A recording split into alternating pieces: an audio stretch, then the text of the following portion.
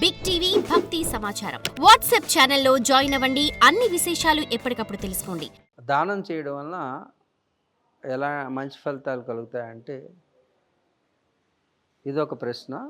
అయితే దానం చేయడం వలన దాచుకోవడం వలన అది దోచుకున్నది అవుతుంది. దానం చేయడం అంటే మీ పాపాన్ని దహనం చేయడమే.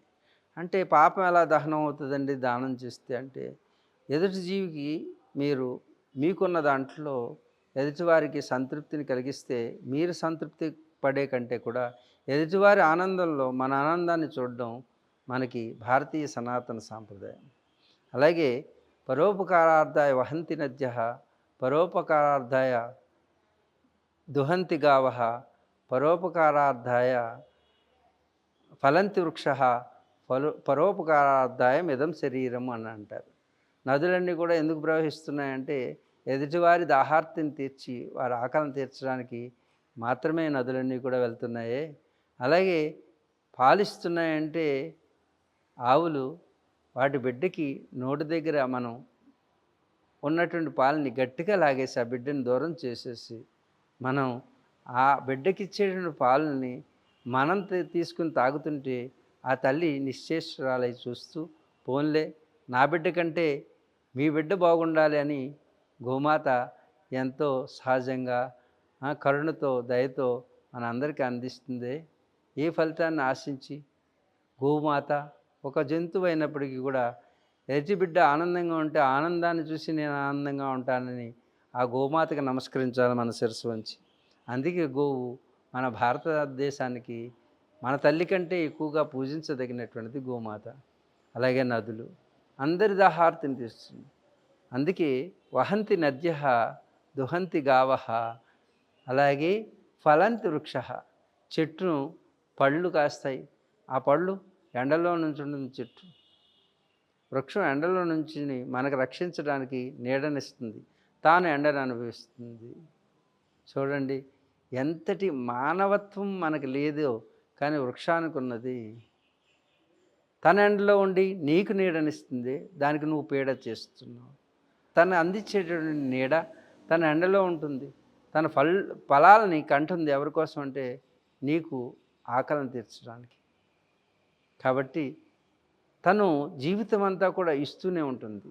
ఇది దానం అంటే. తాను ఇస్తుంది, ఎదుటివారి కష్టాలు కలగకుండా తాను నీడనిస్తుంది. మీరు పీడ కలగకుండా దానికి పీడ చేయకుండా ఆ నీడను అనుభవిస్తున్నారు. రాళ్లతో కొడితే పళ్ళు ఇస్తుంది, పళ్ళుని రాళ్ళగొడుతున్నారు మీరు. రాళ్లతో పళ్ళు రాళ్ళగొడితే నీ కడుపు నిండిందా లేదో చూస్తుంది వృక్షం. ఈ విధంగా ఉండాలి దానం అంటే. దానం అంటే పేరు కోసమో ప్రతిష్ఠ కోసమో చేసేది దానం కాదు.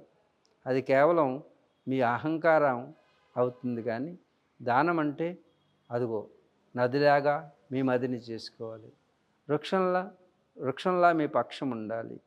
అలాగే మీకు ఆవులాగా మీరు చక్కగా ఎదుటివారి ఆనందాన్ని చూసి మీరు ఆనందపడేటటువంటి విధంగా మీరు మీ జీవితాన్ని ఉపయోగించుకోవాలి. అదే శరీరం అనేటటువంటి మీకు ఇచ్చింది దేనికంటే వహంతి నద్య దుహంతి గావ ఫలంతి వృక్ష. శరీరం అనేటటువంటిది పరోపకారార్థాయ ఇదం శరీరం.